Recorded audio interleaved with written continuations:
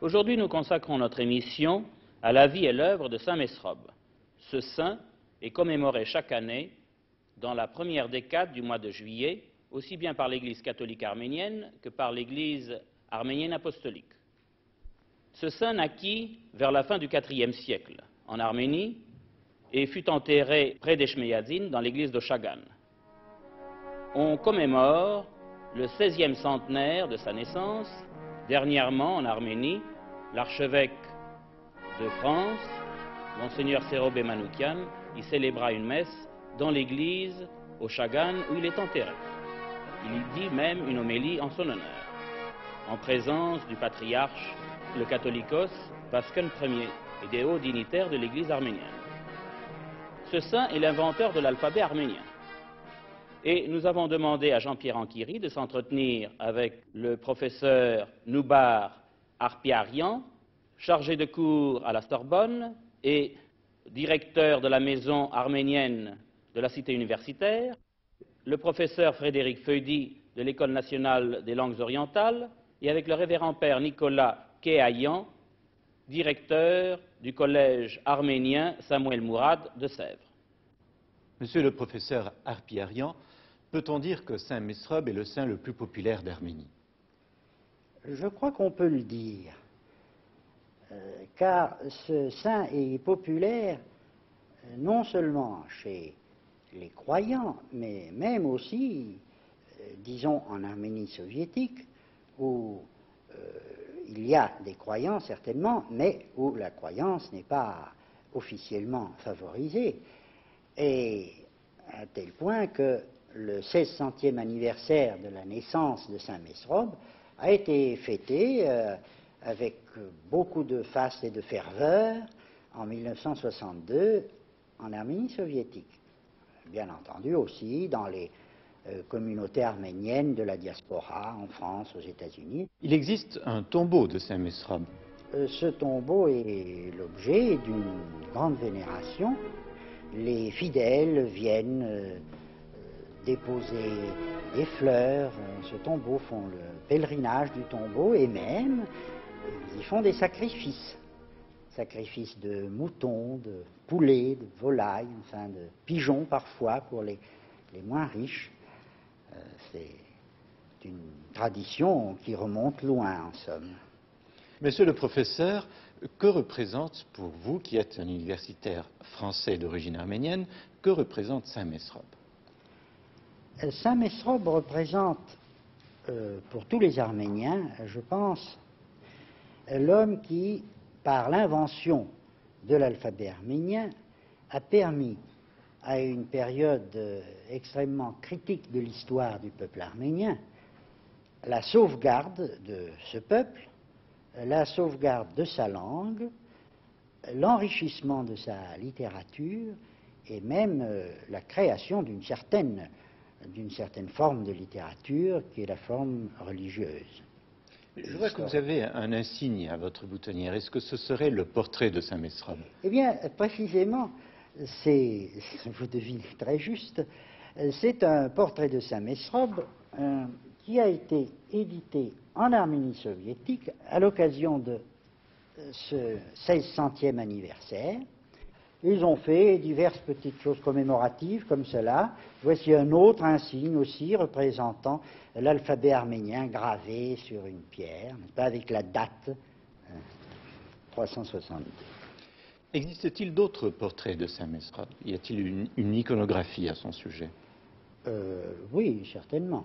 Il y a le point de vue de la tradition et le point de vue de l'étude scientifique.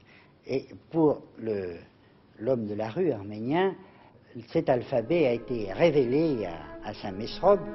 En fait, il a étudié très sérieusement la question avant de créer cet alphabet destiné tout spécialement à la langue arménienne et aux divers phonèmes qu'elle utilise. C'est ainsi qu'a eu lieu l'invention vers l'an 404 de cet alphabet. Après de nombreuses études, cet alphabet a été créé et adopté d'enthousiasme, et immédiatement une pléiade de moines, de prêtres se sont mis au travail, ont traduit la Bible d'abord et tous les autres textes religieux. La traduction de la Bible est d'ailleurs un monument absolument remarquable par sa valeur littéraire et aussi par sa précision. Et puis, les Arméniens ont commencé à écrire directement dans leur langue, ce qu'ils ne pouvaient pas faire avant. Il y a eu des troubadours, des aèdes, et il y a eu des historiens religieux, il y a eu des poètes aussi. Il y a eu aussi des savants. À l'époque, l'Arménie s'est trouvée pendant ce siècle d'or, qui a été le 5e siècle pour l'Arménie en général, pour la culture arménienne. On vient de découvrir, et je crois que les études scientifiques nous réservent certainement de bonnes surprises de ce côté-là, on vient de découvrir que les savants arméniens étaient dans certains domaines tout à fait à la pointe du progrès, notamment en mathématiques, par exemple, en astronomie, en chimie, en pharmacie, en médecine également.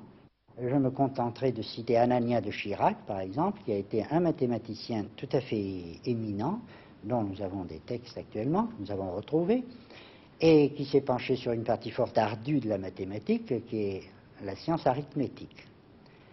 Et ces savants avaient un renom mondial à l'époque. L'Institut Mesrop Mashtots d'Erevan abrite la majeure part de leurs œuvres, parmi les quelques 10 200 manuscrits soigneusement classés qu'il a recueillis dans tout le pays. Cet institut, dirigé par M. Khachikian, est la Bibliothèque nationale de l'Arménie. Étudiants et savants s'y pressent, venus de tous les coins du monde. Le travail de dépouillement se poursuit encore, de même que dans d'autres bibliothèques arméniennes d'Europe et d'Asie. Mon père, puis-je vous demander de nous raconter l'histoire de Saint Mesrob telle que la rapporte la tradition? Malheureusement, monsieur, je vais vous dire que les auteurs et les biographes de Saint Mesrob n'ont pas été assez prodigues des notices concernant la vie de Saint Mesrob. Nous savons seulement qu'il est né dans un petit village qui s'appelle Hatzegatskur et qui était fils d'une famille de situation assez modeste, et qu'après il est devenu officier de l'armée, et même, si vous voulez, il a occupé une poste assez importante dans le gouvernement comme secrétaire d'État du ministre de l'Intérieur, si vous voulez. Après quelques années de service, il a complètement abandonné, nous ne savons pas comment et pourquoi, la vie civile, et il s'est retiré dans un couvent, ou plutôt dans un ermitage. Après quoi, il a eu ce souci d'être utile à sa nation.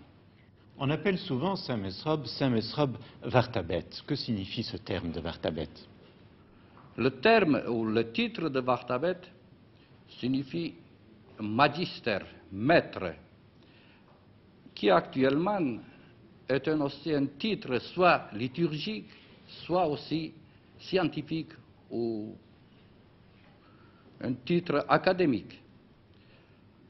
D'origine alors, les prêtres en Arménie étaient divisés en deux sections. Les prêtres qui s'en occupaient des âmes et qui correspondent à peu près aux clergés séculiers actuellement, et les autres, l'autre clergé qui était dans le Kouban, qui est leur clergé régulier actuel. Je voulais vous faire noter que actuellement, c'est plutôt le clergé séculier qui arrive au degré hiérarchique de l'Église. Dans l'Antiquité, dans l'Église arménienne, c'était plutôt les moines qui arrivaient à ce degré, parce qu'ils avaient une préparation scientifique dans le couvent. Et c'était eux-mêmes qui étaient officiellement les prédicateurs de l'évangile dans toute l'Arménie, avec l'autorisation soit de l'évêque local, soit spécialement pour tout le territoire d'Arménie, par l'autorisation donnée par le catholicos même d'Echmiadzin. Mais cette évolution dans l'Église arménienne est due en grande partie à Saint Mesrob. Cette évolution certainement est due à Saint Mesrob et aussi à Saint Sahak, parce que comme vous savez, l'Arménie au 5e siècle était divisée entre la Grèce, le Byzance et la Perse.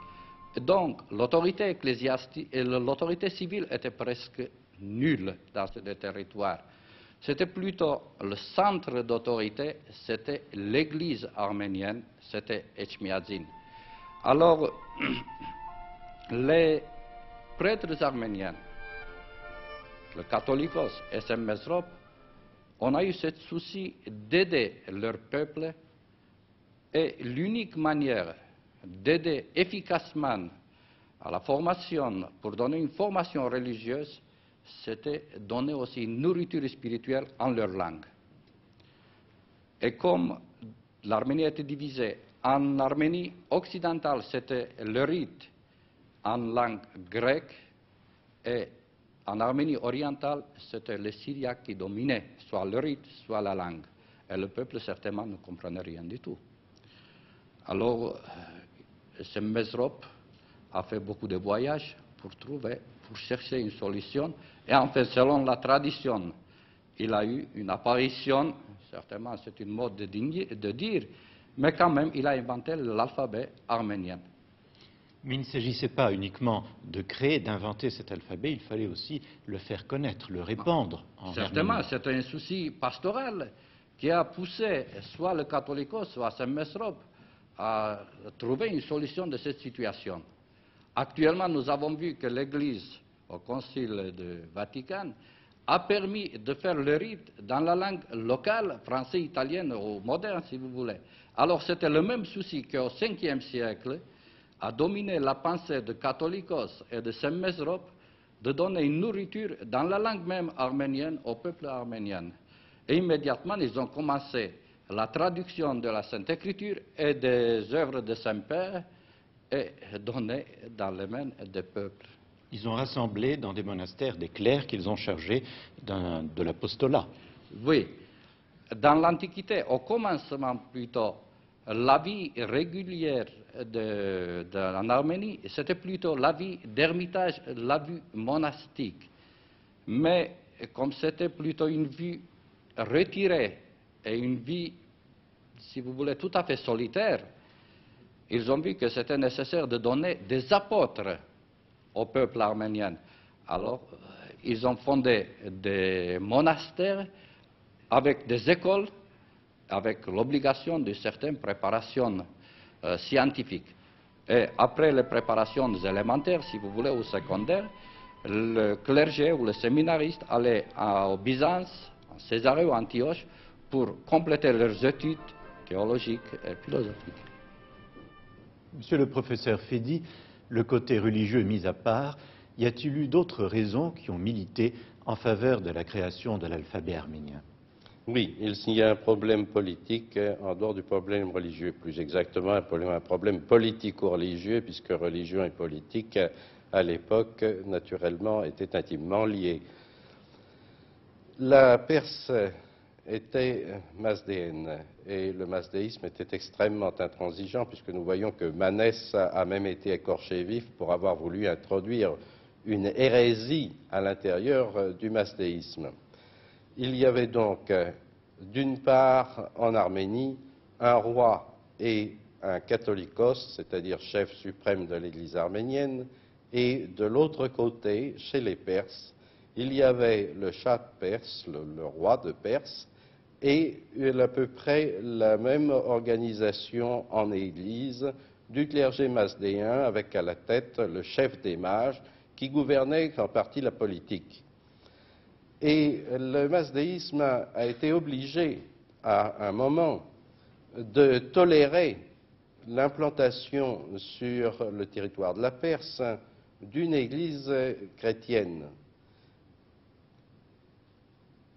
Quand il s'est agi de la politique à adopter vis-à-vis des Arméniens qui étaient eux-mêmes chrétiens. La Perse a voulu que l'Église arménienne soit rattachée à l'Église syrienne. Il y a alors ici une considération parfaitement politique. L'Église syrienne ne représentait aucune espèce d'empire, tandis que l'Église grecque avait derrière elle l'Empire byzantin. Il fallait donc absolument empêcher les Arméniens de se rattacher à l'Église grecque et surtout d'employer la langue grecque dans leur liturgie. Les livres grecs ont tous été détruits et il a été interdit de parler grec, de lire grec ou d'écrire en grec. Le résultat, c'est que les Arméniens étaient réduits à se rapprocher de l'Église syriaque qui elle-même tendait à devenir à l'époque déjà à peu près nestorienne. Le seul moyen de préserver l'Arménie était de pouvoir faire toute la liturgie en arménien et de pouvoir également assurer les études de théologie en arménien. L'arménien était la langue du pays, de la population, il était normal qu'on l'utilisât. Et en se servant de l'arménien, on ne se compromettait plus politiquement avec l'Empire byzantin qui se trouvait derrière l'Église grecque. C'est là le problème politique. Et d'ailleurs, quand Mesrop a voulu faire un alphabet, il n'est pas allé en territoire grec en principe, il est allé à Édesse. Édesse était à l'époque un centre syriaque et en même temps un centre grec. Mais si Édesse n'avait pas été un centre syriaque, il est possible que Mesrop n'aurait pas pu aller à Édesse. Une fois arrivé à Édesse, naturellement, il est passé en territoire byzantin pour continuer ses recherches. Mais c'est à Édesse qu'il est allé, de façon probablement à ne pas donner l'éveil. Quels sont les problèmes techniques que posait la création de cet alphabet? Les problèmes techniques, eh bien, il est évident que la phonétique arménienne est très différente de la phonétique grecque et surtout de la phonétique grecque de l'époque de Mesrop. L'arménien a un certain nombre de liquides, deux airs, l'un chuinté, l'autre roulé. Il avait deux ailes, une aile antérieure, une aile postérieure, un certain nombre d'affriqués, c'est-à-dire des tse, des tche, et par conséquent, tout ceci ne se trouvait pas dans l'alphabet grec. Il a fallu rajouter un certain nombre de caractères. Mais l'alphabet arménien est assez voisin de l'alphabet grec. Oui. Aussi longtemps qu'on cherche à rapprocher l'alphabet arménien de l'alphabet grec que nous considérons comme étant à l'époque en usage dans le monde hellénique, c'est-à-dire de l'oncial, on arrive difficilement à trouver des rapports. Mais il faut tenir compte de ce que l'alphabet grec évoluait déjà dès le IVe siècle vers les formes que nous trouvons plus tard et qui constituent maintenant la minuscule. Si on rapproche l'alphabet arménien de la minuscule du grec, qui n'était pas encore officielle, mais qui était déjà en usage partout, on s'aperçoit que, dans le fond, beaucoup de signes ont été transformés par Mesrop, sans doute de façon que les Iraniens ne voient pas que l'alphabet était d'inspiration trop hellénique. Et Mesrop a évité les lignes géométriques parfaites et les figures géométriques parfaites. Là où il y a un rond, il coupe un arc de cercle de façon à ne plus avoir un rond.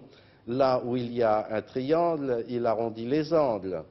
Et on peut voir qu'en général, il a évité l'aspect trop géométrique du grec. Ceci en ce qui concerne l'écriture, mais en ce qui concerne la linguistique, estimez-vous, vous, en tant qu'intellectuel moderne d'aujourd'hui, estimez-vous que l'alphabet arménien s'adapte parfaitement à la langue arménienne? L'alphabet arménien s'adapte parfaitement à la langue arménienne. La phonétique arménienne est très riche et l'alphabet est parfaitement adapté, sous réserve peut-être que certains signes correspondraient non pas véritablement à un phonème, mais à un phonème A dans un dialecte A, un phonème B dans un dialecte B, c'est-à-dire que l'un prononcerait un P et l'autre un B, mais avec des alternances régulières. Et de toute façon, cet alphabet est extrêmement complet et la meilleure manière de transcrire le turc, par exemple, était encore à la fin du siècle dernier l'alphabet arménien. On peut donc dire que Saint Mesrob a accompli une œuvre d'importance. Extrêmement importante. Extrêmement importante, d'abord parce qu'il a permis à son pays d'avoir une culture nationale. Il est évident que lorsque, d'une part, la liturgie se faisait en grec ou en syriaque, le peuple qui assistait à la messe ne comprenait rien du tout, ne comprenait même pas les évangiles. Les sermons pouvaient être faits oralement en arménien, mais la lecture des évangiles ne le pouvait pas, parce qu'on ne traduit pas un texte sacré à livre ouvert, c'est beaucoup trop dangereux. Lire un texte sacré doit être traduit d'une manière parfaitement rigoureuse, ce n'est pas de l'impromptu. Et le résultat, c'est qu'évidemment, le peuple ne comprenait rien, même aux évangiles.